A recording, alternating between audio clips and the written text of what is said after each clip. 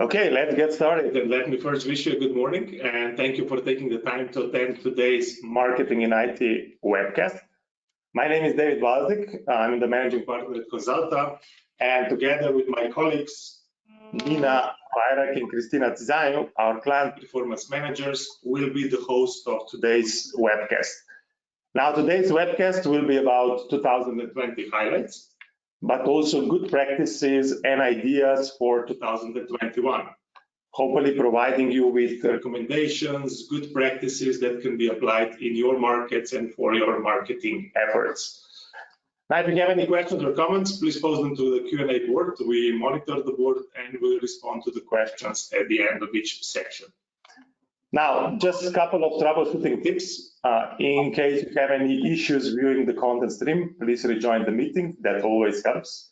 If there are any questions, as mentioned before, please post them or your comments to the Q&A board. We monitor the board and we respond to the questions at the end of each section. Audio will stream via the computer speakers. Please check if your speakers are unmuted. Should you hear an echo or background noise, please put your microphone on mute and rejoin the meeting.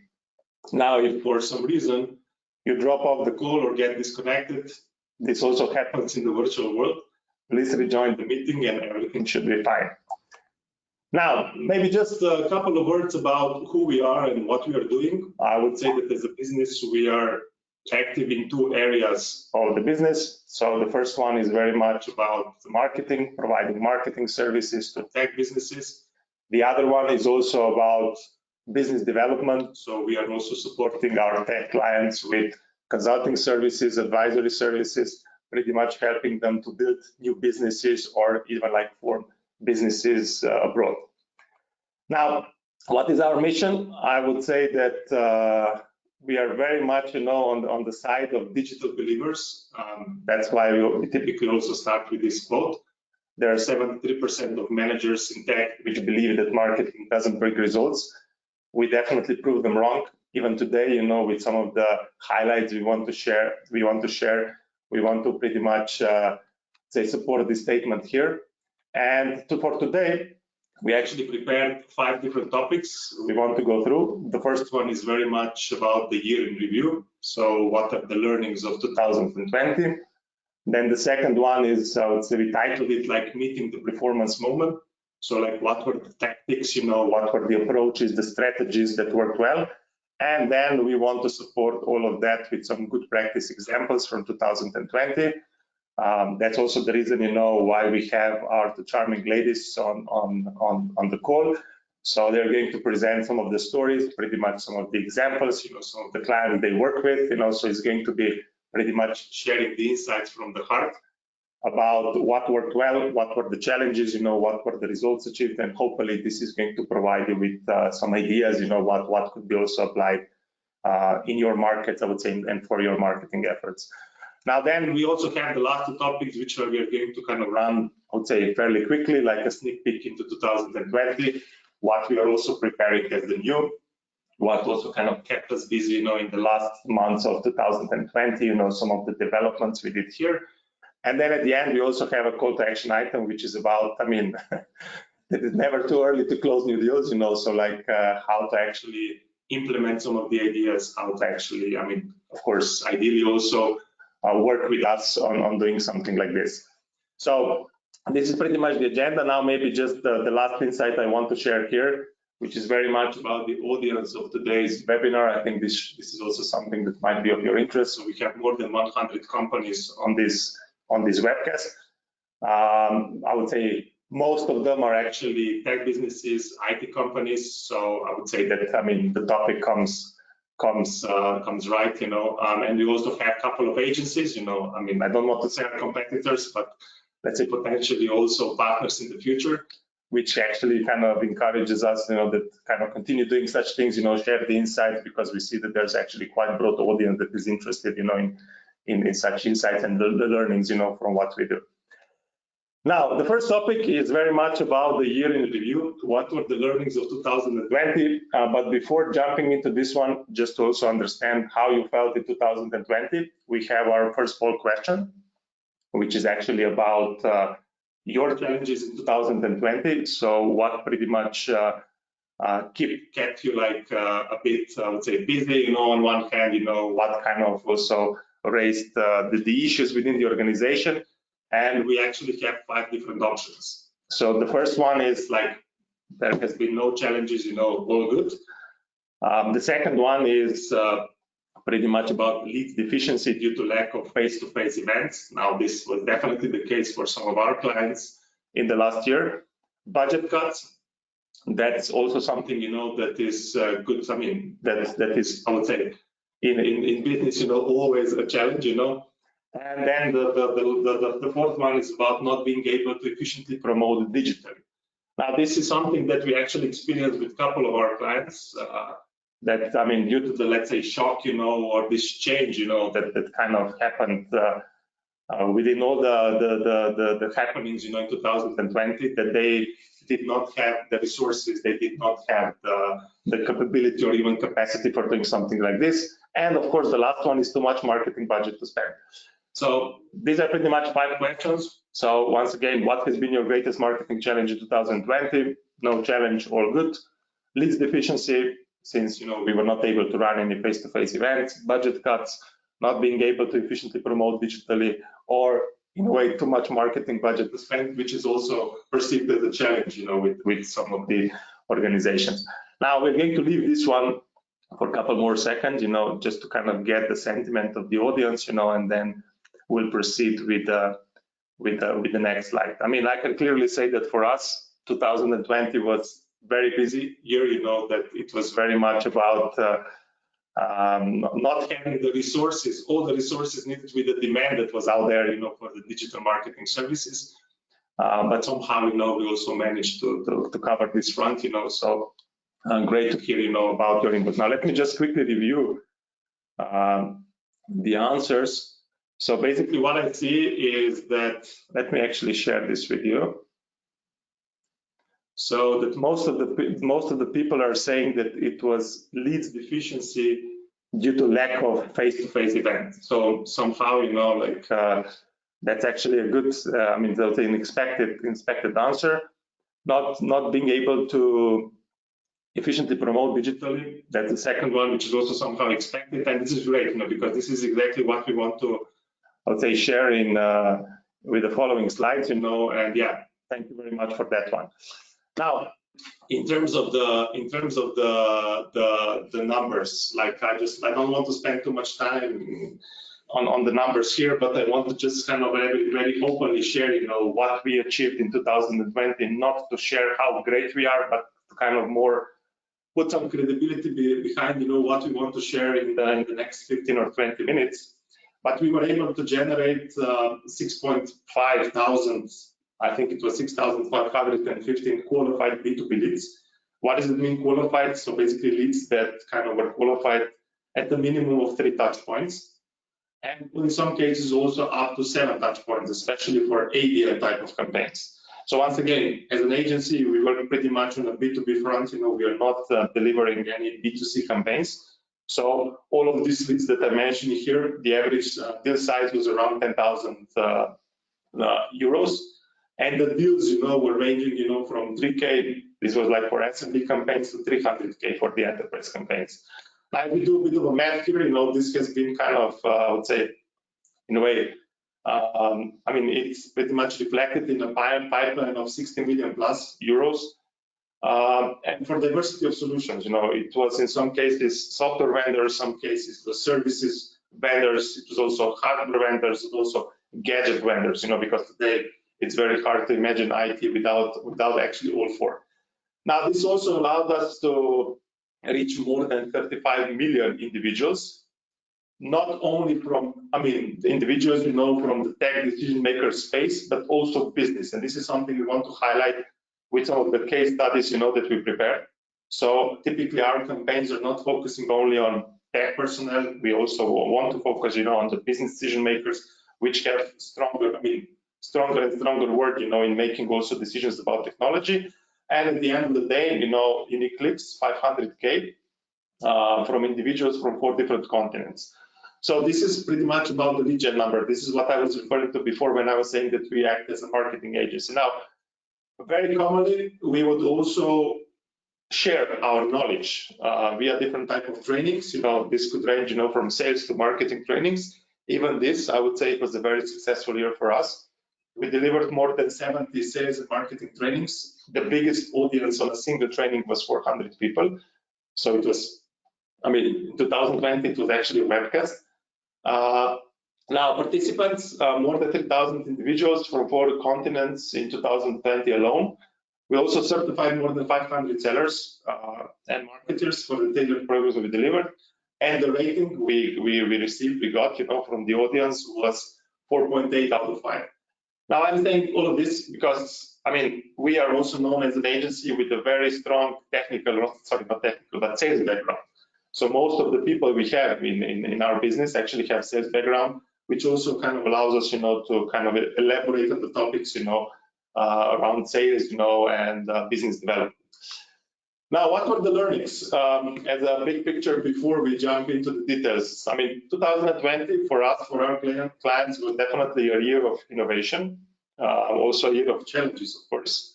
What has also proved in 2020 for many of our clients that digital is not just a fancy buzzword anymore. It actually became the mainstream for many companies to continue the business. So I would say, and it does not look like that is going to change in the future.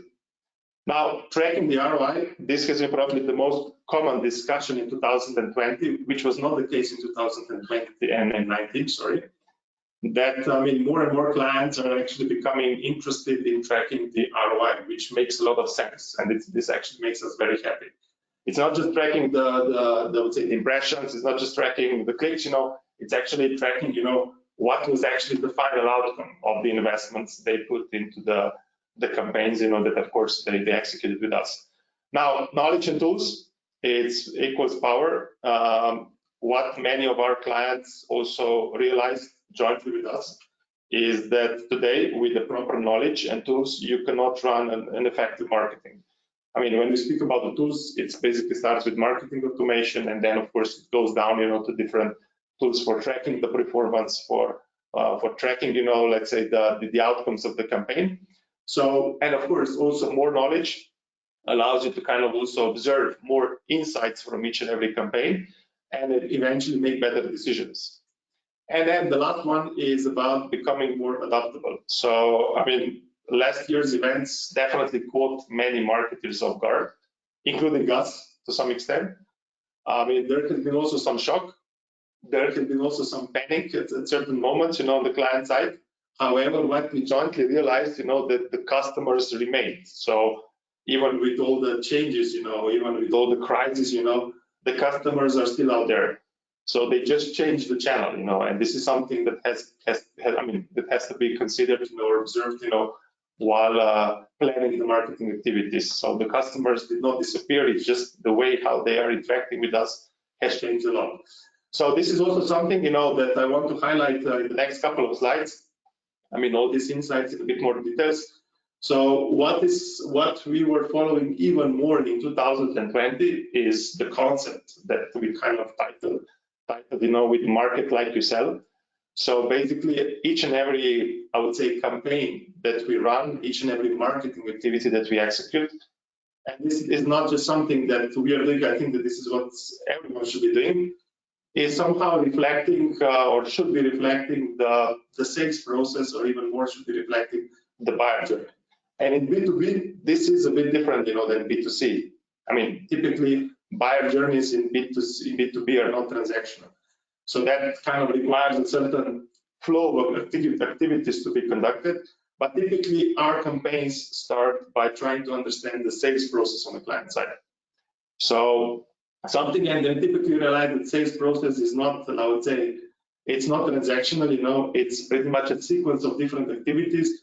And this is also how we want to pretty much architect or conceptualize the campaigns. So if there are like 4 different, I would say, most important steps in the sales process, the marketing campaign should pretty much highlight all 4 of them, with the messages, with the content that is somehow mirroring, the sales discussion. So, and this actually brings us, to the point that, which is commonly discussed also with the clients, that if you need at least like 3 sales interactions to get contact interested in your service, it would be definitely a wishful thinking. Marketing will need only one. So you cannot expect that you're going to generate a qualified interest through one conversion point. And this actually brings us to the second point, which is, I would say that in 2020, we have not executed or delivered even one campaign without considering the workflows, which again brings up the need, for marketing automation. So this is, let's say, just a typical example of the workflow, but basically it's kind of reflection of market, like you said, concept, that people are in B2B, they're typically making buying decisions on the basis of a couple of interactions. So what we are pretty much doing with the workflows, and the ladies are going to speak much more about that later on, we try to kind of reflect those messages in a sequence that is delivered over a certain period of time. Then, of course, it's also, I would say, realization, that not all leads are created the same. So, I mean, such workflow-based campaigns also generate different types of leads. For those of you who actually attended any of our previous webinars, we actually had one webinar just on this topic, so we'll not spend too much time here. But at the end of the day, how we characterize or qualify leads, pretty much in three different categories: cold, warm, and hot, depending on the number of touch points, on how deeply the lead actually engaged with the campaign, with the message. Why is this important? Because it also requires the contextual follow-up. So the follow-up that is happening on the hot lead should be, of course, different than the follow-up that they are delivering on the cold lead. So, which again brings a bit of a complexity, but if you hit this one right, that actually dramatically increases the conversions. And at the end of the day, this context is even more important than ever, because you have to understand, I mean, and this is not just due to Corona, situation, and people working from home. It's also about the market. I mean, the tech market pretty much becoming more mature, which means, that also people outside of IT are making buying decisions. And these people actually require a different narrative when you're following up with them. And this is just an example, a real life campaign. Inside, into the leads that have been generated, there were more people, coming. I mean, actually 80% of leads that were generated were pretty much generated with the people that are outside of IT. So they kind of require a completely different follow-up. So this contextual follow-up, even if this is on the sales side, but it's kind of, I mean, it's kind of bringing a huge change, into how marketing should deliver, first of all, the leads, but second, also the instructions to sales on how to follow up. And then, of course, definitions, this is, I would say, oldie and goldie, but has still not been resolved, like making sure that marketing and sales, that they kind of share a view on the definition. So what is a marketing qualified lead? What is a sales qualified lead? And again, in 2020, this kind of surfaced, even stronger, because, in a way, when you generate leads digitally, it's different, to kind of, I mean, versus, engaging with someone at the event, and then inviting this person for a meeting or coffee. Here, leads, again, come at a different maturity. So we need to have a very clear understanding, first of all, internally, but then also while working with the agency about what is the expectation. Is it the marketing qualified lead? Is it sales qualified lead? Or the sales opportunity? Because what marketing sees as a lead is typically number 2. What sales sees as a lead is typically number 4. So that's definitely something, that has to be clarified. And the last one is about the webinars. I mean, webinars prove to generate good quality leads. Still, there's actually a lot of webinars now flying around. There's a lot of webinars that are being constantly delivered. But still, like the leads that come from webinars are typically at a much better quality than, for example, leads that come from, of course, some downloadable materials. Now, what is the most important part with the webinars is actually that we need to do it right. So it's not just about delivering the webinar, but it's also about warming up the audience before, of course, appropriate promotion, and then long-tailing the webinar. And again, we had one webinar just on actually the topic of how to deliver effective webinars, where we explore this topic much further. Now, and the last tool is visual differentiation. We have to understand that there are many more companies today out there that are engaging with digital. So there's also a lot of noise. So we need to make sure that we stand out. And this standing out actually kind of boils down to how much you need to actually pay per lead. And this is just 2 examples from our, let's say, internal campaign. We actually communicated the same topic, we communicated the same message just by visually changing the, let's say, the ads that have been kind of promoted. And you see that the cost per click was actually 2.5 to 1. So basically the ad that was a bit more standing out, even if it was not fully aligned with our company branding, actually generated leads with a much lower cost per lead. So that's also something, in some cases, it's not, performance is not necessarily tied, to kind of looking nice, like on in digital, or looking nice, or like making sure that everything is super polished. It might be also trying to be a bit provoking, with some colors that are typically not used for something like this. And then, of course, the last slide I want to share here is, the importance of proper channel selection. Now, why I'm bringing this one up, because in B2B, there are different options. Of course, not just in B2B, also in B2C. But in B2B, the options pretty much should kind of be defined, by what you want to achieve. For example, you have LinkedIn, which is like a great channel, for pretty much acquiring highly profile leads, because you can actually target and segment people and audiences on the basis of their job function, company they work with, industry. However, on the other hand, the message should be much more convincing, and people are not that active on LinkedIn, so you don't have such airtime as, for example, with Facebook and Google. It's also a bit more expensive, but if you kind of bring it down, to like targeting bigger organizations, let's say VIP people, in our experience, is the best channel to leverage versus, the outcomes.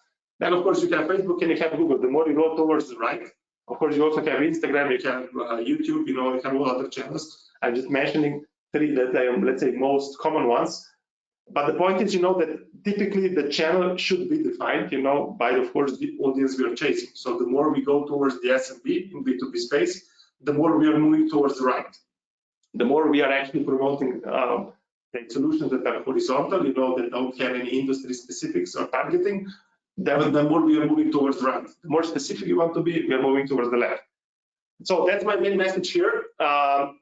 I want to pass the mic to my colleague Christina. She's also going to introduce herself quickly, making sure that we can hear you now. Yeah, and yeah, basically once again, what we are sharing here, is pretty much, as I said, from the heart. Like we are also sharing things to the point that the clients felt comfortable with sharing.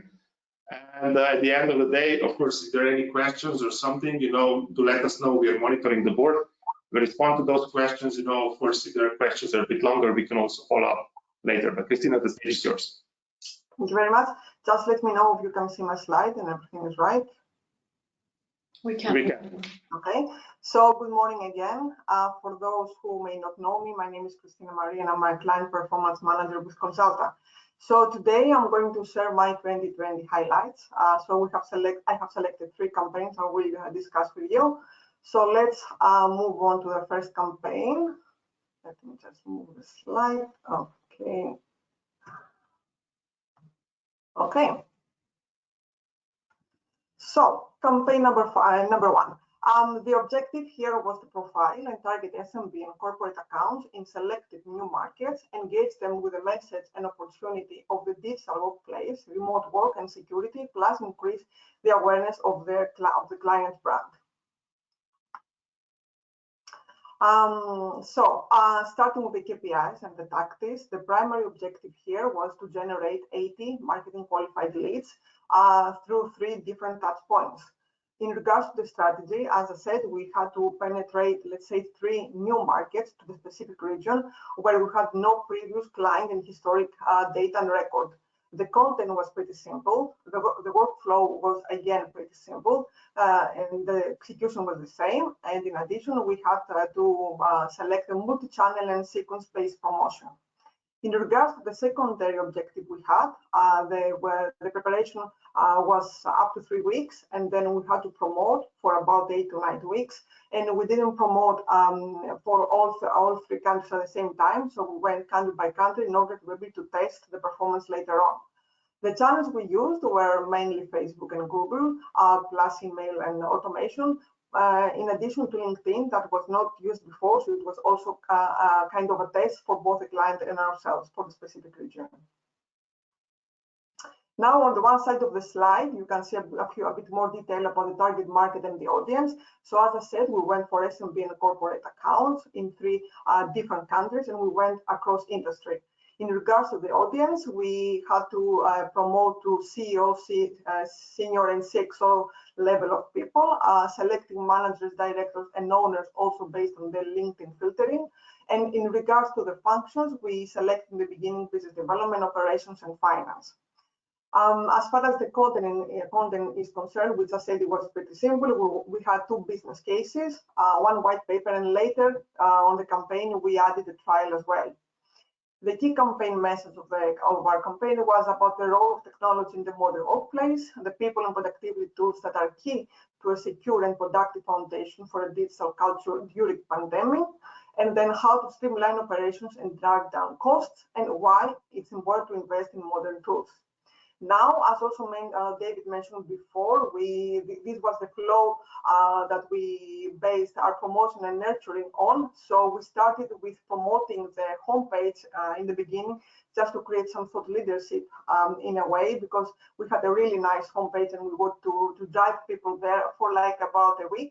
And then slowly we started promoting first a white paper, and then the 2 business cases. And in some parts we did do some in parallel promotion. And then it was a bit later in the campaign that we had a free trial in order to boost the promotion a bit. And then all of the conversions would lead to client sales follow-up. So we would provide a report to the client on a weekly basis based on the leads that were generated by all the channels, and then client would follow up according, of course, to our guidance.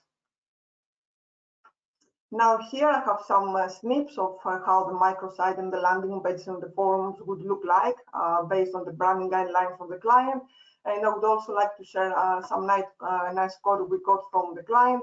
Actually, it's really nice to see that when you're working with somebody for like a long time and the projects are great, one then project leads to another. So it's all about building a trust and a nice collaboration with the client. So this is what was shared with us in the beginning of the year. And actually we have more, let's say, campaigns planned for the future with specific clients. Now, the results and challenges, which I think is very interesting for you to know, we ended up with 173 versus 80 forecasted leads. 125 were warm and the rest were cold. We had quite a good number of impressions and clicks, as you can see. And what was really interesting to see through LinkedIn was to identify the top three industries in markets that were not penetrated. So that was a very good insight for the client to go for banking, telco, and IT for the future campaigns they would do. And then we also identified top 3 job functions: business development, operations, and finance. Now, of course, we had some challenges, and that was not due to pandemic per se, but the new markets were new. As I said, there was no previous track record or historical data, so both the client and ourselves were not exactly know what to expect. We also found out that the market was not that mature for the promoted offerings, so we had to add a trial at some point, a free trial, to make people convert a bit more easy, and that actually worked very well.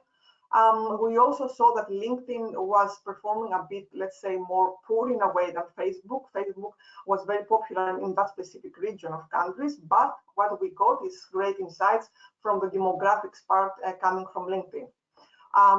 Finally, also we saw that English as a language was not the best, let's say, choice for one out of the three countries we promoted, so we had to make some small adjustments on the landing page and the promo material for the specific country, working very closely with the client.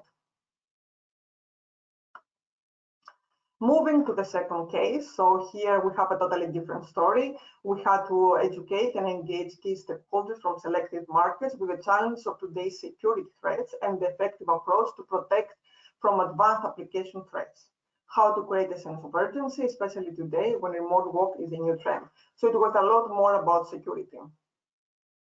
Now, in regards to the KPIs, we had to achieve 40 marketing qualified leads through 3 different touch points. And then now, in regards to the strategy, we had 2 markets to promote to. One was pretty mature for the client, the other was pretty new. The content again was simple. The workflow-based execution was again simple, and we used a multi-channel and sequence-based approach. In regard to the secondary objective, we had to prepare in about 2 to 3 weeks, and the promotion was up to 5 weeks. I think we extended to 6 actually. Now, in regards to the channels, we used LinkedIn from the beginning, email, and then we also tested Facebook at some point just to see how it would perform and make some comparison. On the one side of the slide, again, you have a bit more detail about target market and the audience. We went for mid-market and enterprise accounts in 2 selected countries. We went for different audience. Now, as you can see, COOs, business continuity managers, DPOs, network managers, security and CISO kind of audience, cybersecurity managers, plus IT-related people. For the content, we had the white paper, we had the use case, and then a webinar. And the key campaign message for the campaign was that today's volume and sophistication of attacks make it difficult for administrators and security teams to keep up to date with security threat types and protection measures. Most of organizations cannot afford to incur business disruption coming from attacks on web applications. And then again, on the other side of the slide, you see something similar to what I showed before, like the flow of the promotion. And this is how we also set up our automation. So we again we kicked off the campaign with bringing people to the homepage, and then slowly we started promoting white papers, use case, and then leading people to the webinar, of course, and then passing on the leads to the client to do the follow-up. Sharing again some snips from the microsite and the landing page and the forums we had, and also I'm sharing a nice quote from the person that was the front face of the campaign actually, and it was great to see that although it was not marketing per se, working together closely with sales was a great contribution to this campaign, and we are very happy that we have achieved that one. Now, in regards to results and sizes, again, we ended up with a bit more than what was forecasted, 72 out of 40 forecasted leads. The warm ones were 54, the cold were 18. Impressions and clicks, as you can see here, quite a good number. What we managed to do through LinkedIn automation is to identify again top 3 industries like hospitality, accounting, and financials. And also, what was great was that we got some very good client insights from LinkedIn automation, like company names, and also details of people that were the security, let's say, people for the client to speak with. Now the challenges.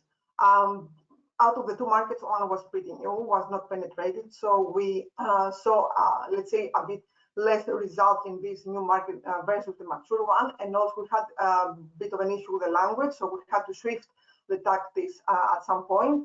As I said before, promoting to security kind of people and the audience is not the easiest thing to do. So we also had to adjust a bit and also add some extra coding at some part of the campaign. And then we also found out that LinkedIn sponsored the banners, and this kind of promotion was performing a bit, let's say, more poor versus LinkedIn automation. And we realized that those people prefer a more personalized approach than just, clicking on a banner.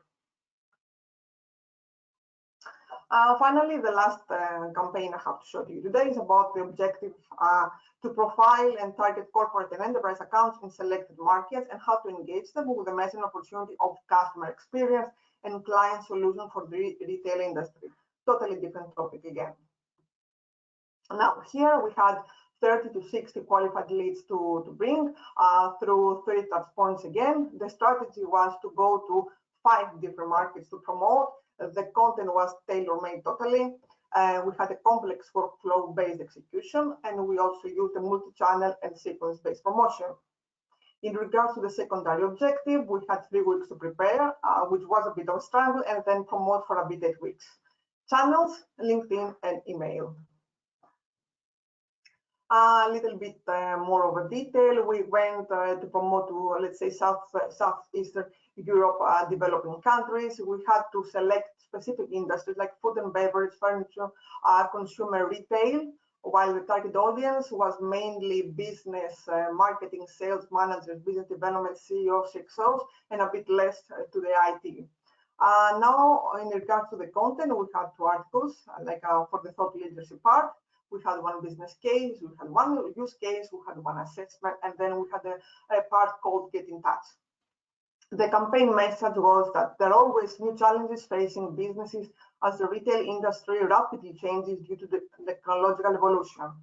Consumer behavior is also changing rapidly, and this is largely because of the explosive growth of e-commerce. Customers have far too many choices at their hands today, and it's easy to buy online. For retailers today, it should be relatively easy to expand the business into and via an online platform. Now, on the other side, you can see the flow, which are a bit more, let's say, comprehensive, more complex than the ones I shared with you before. So we started with the 2 articles for about 1 to 2 weeks, and then slowly we moved to the business case, later on the case study, the client hero assessment, which was great actually because we managed to get some really valuable data from the client, from the lead side, and also the talk to the customer. And again, all of the leads were passed to the client for follow-up. Sharing again some snips from microsite landing pages that we have in place. And what was great to hear that it was, from the client side, that they really liked the fact that there were some really large customer names popping up after the promotion with LinkedIn automation mainly. Finally, in regards to results and challenges, we ended up with 109 leads versus 30 to 60 forecasted, 143 called 66, quite a good number of impressions and clicks. And we managed again to identify top 3 functions, that was sales, operations, and business development. And then we also got some really good client insights in different countries, like company names and roles of people.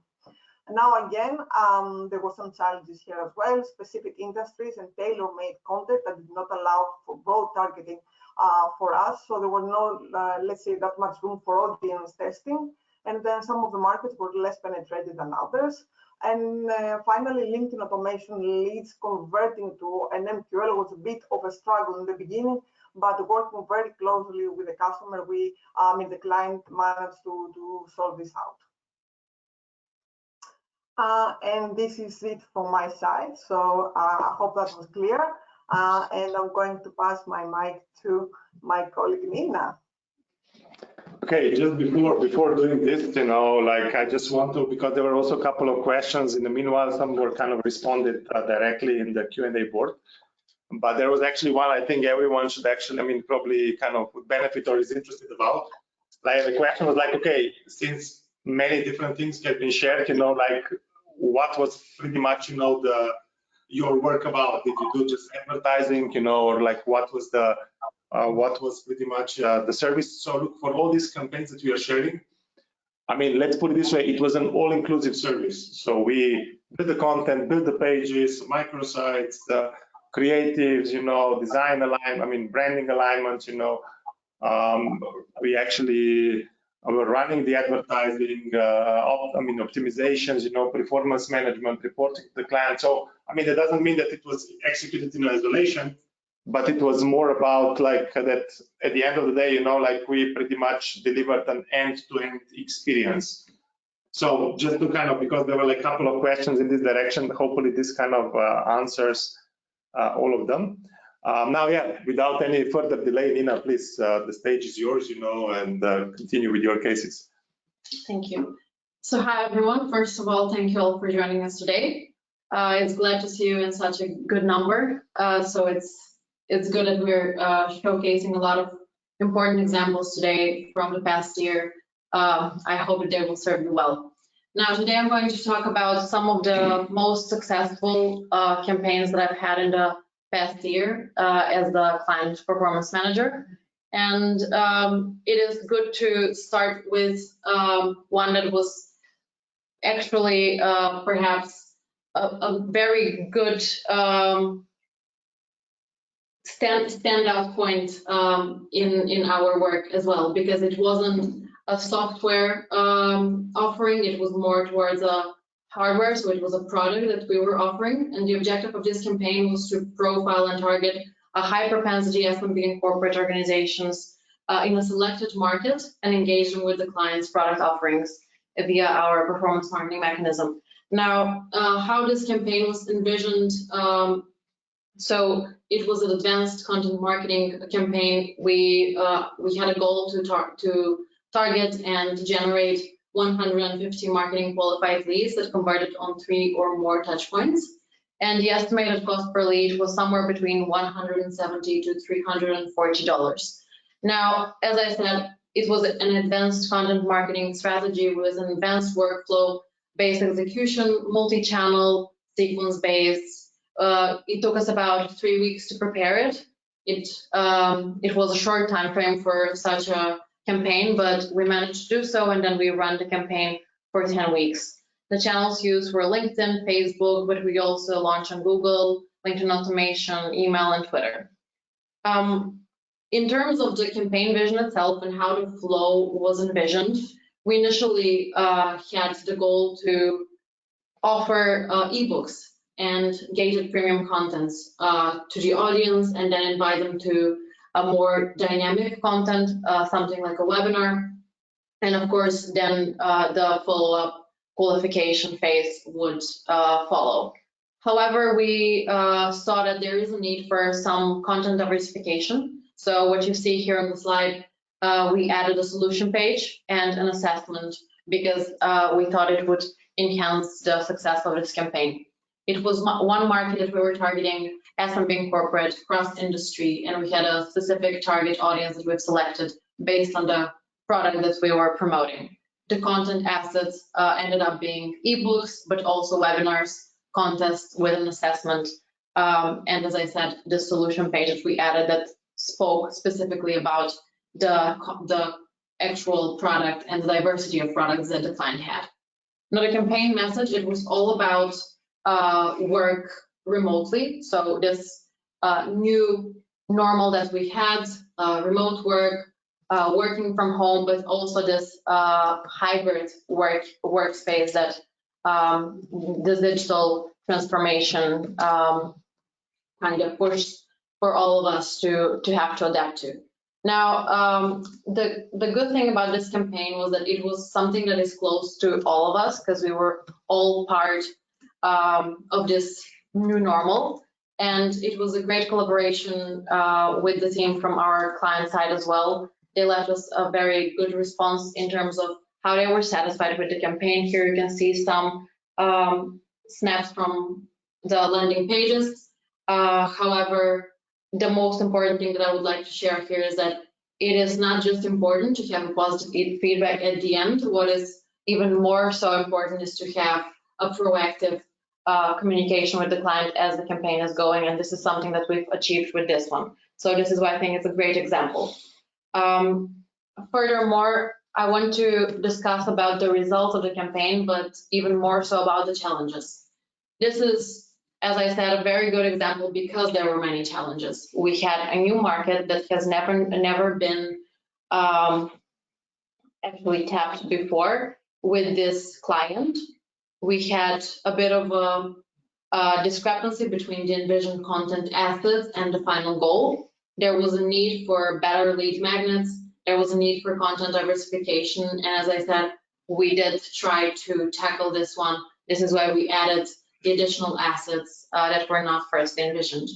Now, in the same line of content, we had to improve the banners as well. So some banners that did not perform as expected, we changed, we added some video banners, some video ads, and made a couple of ad variations. So then we would see what's performing better, we would push it further. What's not performing, we would relocate those budgets for somewhere else. So again, media budget optimization was very much needed, and that's something that we were doing on a frequent basis in order to kind of not utilize those channels that were not performing to, let's say, compared to others. In the same category of challenges, I have to opt that, yeah, we wanted to mature the leads. So we didn't, when it's a product that you actually want to sell at the end, when the goal is to sell a product, you have to get the lead on the other end to be interested. So if the interest is not there, and if the intent is not there, then this lead is not really the lead that we would want to generate. So we had to optimize the flow based on the needs, and we ended up with 583 marketing qualified leads compared to the 150 that we forecasted.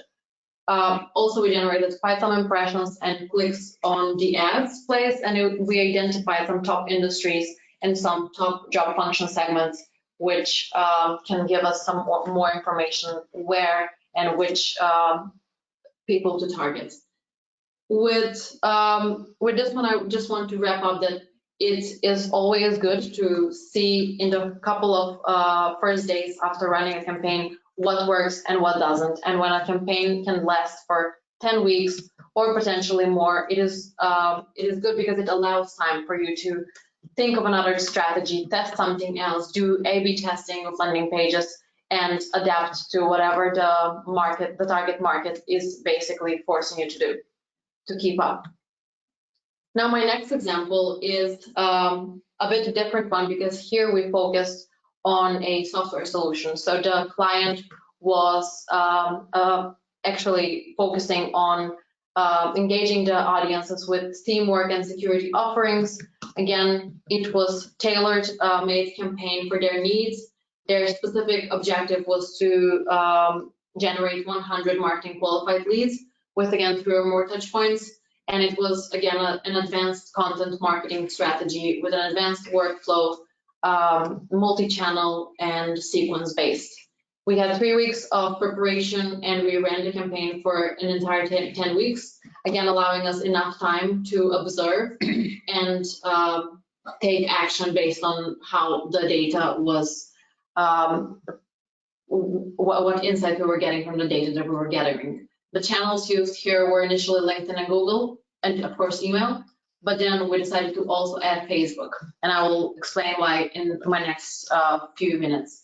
Now, with this campaign vision, we again, after targeting people on different channels, we would push them through to the website where they would first encounter some top leader page in this promo kickoff stage. Then a bit more towards the middle of the funnel, we would engage them with some engaged assets such as business case, trial, and then of course webinars. Here, in fact, we had 2 webinars, not just one.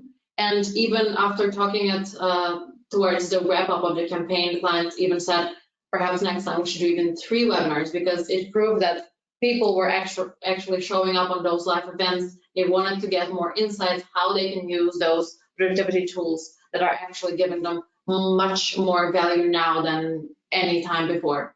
Here we targeted one market. It was, again, cross industry. We had a specific target audience, and we focused our efforts into really tailoring the content for the need of the audience at the end of the day, because that's the most important part.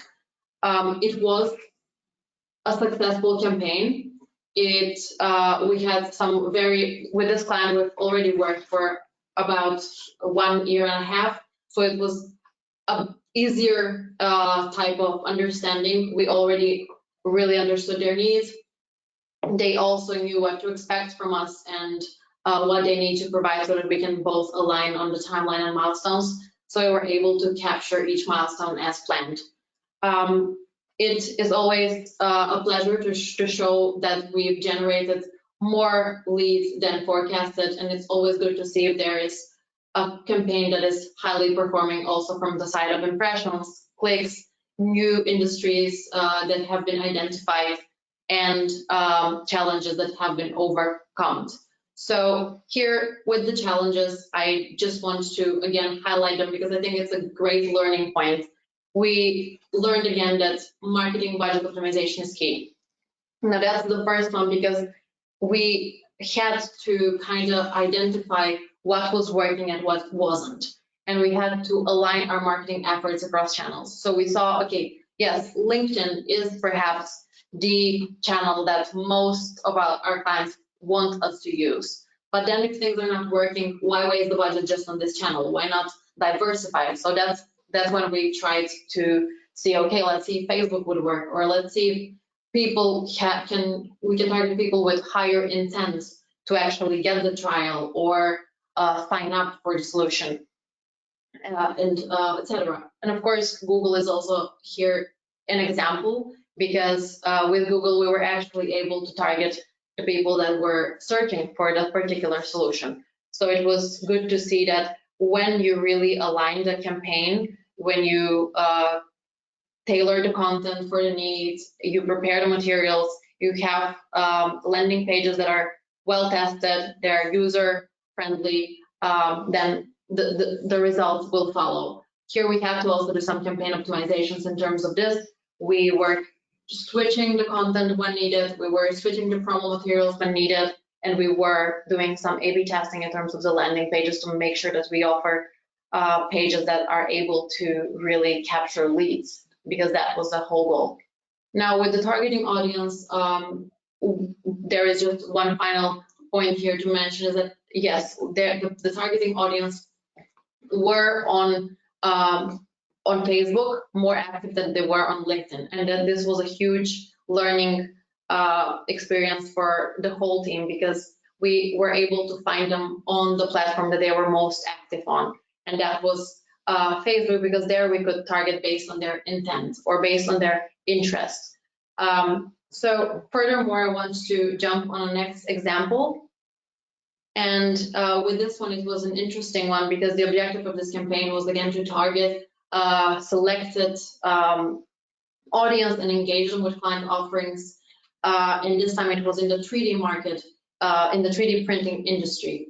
And I think it was interesting because it was my first time working on a campaign in that industry. So it was kind of like testing out what would work, what wouldn't, or which channel do we use, which channel do we skip. Here, the intent of the client was to go on LinkedIn. They wanted to kind of boost their presence on a current market and also enter a new market. So they wanted to identify somewhere between 30 and 50 opportunities. So they wanted us to generate around 30 to 50 marketing qualified leads. Again, 3 or more touch points. We prepared a campaign for 3 weeks, and then we had a bit of a less on-air time, because the promotion here was envisioned to last 5 weeks. Now, with this one, it was, again, a good thing that, yes, we saw that in 5 weeks, we delivered. We actually over-delivered based on what was expected.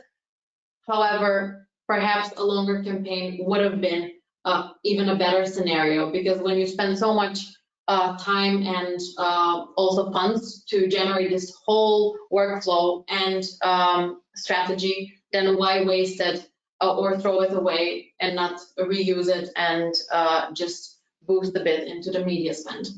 Now, with this campaign vision, it was a bit simplified. We had a webinar, a white paper, a guide, and the flow was a bit more simple. We were it was more of a pilot campaign, because it was a test for them as well to see how the markets would react.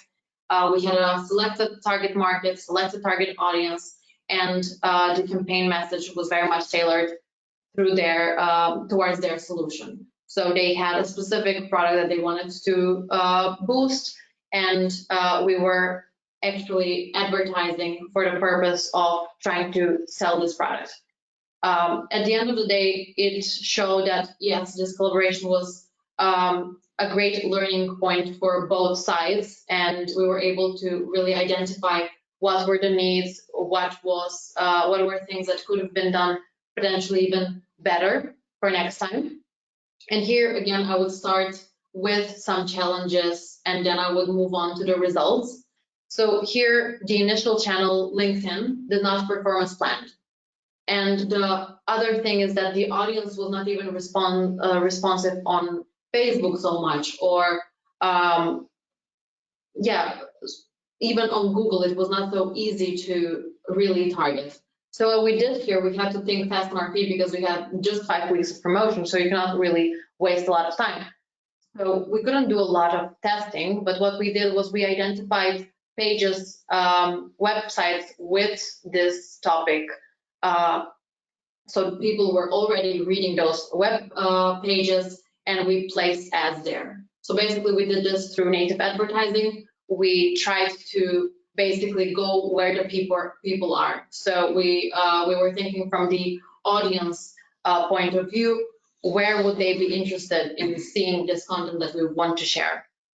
And it worked. So this is how we were able to manage to identify this opportunity and target people there. So we generated 104 MQLs and quite some impressions and clicks that led to the landing page that we wanted to really get people to. We identified some top industries, we identified some top job function segments, and it was interesting to see because first, the industries that the client identified as an opportunity were not a full match. So it was kind of like 70% match. And then we also found some new opportunities for them in, let's say, the engineering industry.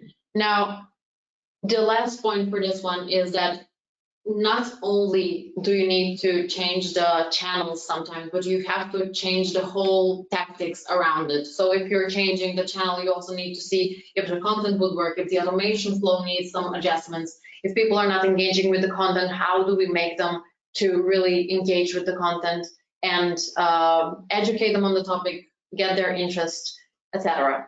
So that would be my final point for today, and I'm looking forward to see if there are any questions regarding the same, but I hope you find it insightful. Thank you. Thank you, Nina. And yeah, I mean, there were actually many questions. This is what I was doing before while you were talking, I was responding to some of them. Please, let us know if there's something else, more than happy even to kind of follow up later. But yeah, just in the interest of time, like what we would like to, I would say, we have like 3 more minutes. We would like to keep you on this call, but just one thing that we would like to do now is like just to kind of pose our second poll question, just to kind of get a bit better understanding about the audience. And this one is very much about what is your typical campaign budget. I think that the budget is missing on the poll here, but yeah, it's up to 1,000 to 5,000 euros. 5,000 to 15,000 euros, and then 15,000 plus, or there are no limits. We would just like to understand, because it's somehow related to my last slide. And this is like more like our look into the future. But yeah, let's please just get your answers. We're also going to share this, so it might be also interesting, for the rest of the audience. Like what are the different marketers experiencing in their organizations. But once again, what is your typical campaign budget? Up to 1,000 euros, 1,000 to 5,000 euros, 5,000 to 15,000 euros, 15,000 plus, and there are no limits. Just okay. So let me just wait for a couple of seconds and also share the poll is still collecting the responses. I think that we can, yeah. Let's just close it now, and let's also share the results. So look, this is the distribution, which somehow expected. And yeah, typically this is also what we see, when we have discussions with our clients. And look, this actually brings me to my last point. Thank you very much for sharing this. Hopefully this is also useful, for the rest of the audience. But basically there are like just a couple of things, that I would quickly like to share with you. Let me skip this one. So I would say the main priority for 2021, besides what Nina and Christina shared with you, I would say running the campaigns in a format as they presented it, is to also kind of address some of the top challenges, which is like, okay, lack of assets. Most of the companies we work with, that's why I mentioned before that for most of the clients it was an all-inclusive service. We also deliver the content. The clients are kind of lacking the assets. And then time to market. You probably saw from those cases, it was 3 to 4 weeks of prep time. So this is something, that we want to optimize. And at the end of the day, stronger tracking and control, like measuring the ROI, that's, I would say, the last priority. Now, for doing this, and I will not kind of go through all the slides that we prepared here, we also, spend some time literally developing some systems. The systems that allow us, to run campaigns at hyperscale. Now, this is one option, that we are now, I would say, successfully testing with one client, which pretty much, the client in this case is a distributor. We were not mentioning the profiles of the client before, but we work with distributors, with ISVs, with system integrators, hosters, resellers. But it could be also vendor or ISV here. So basically companies that are selling through the channel.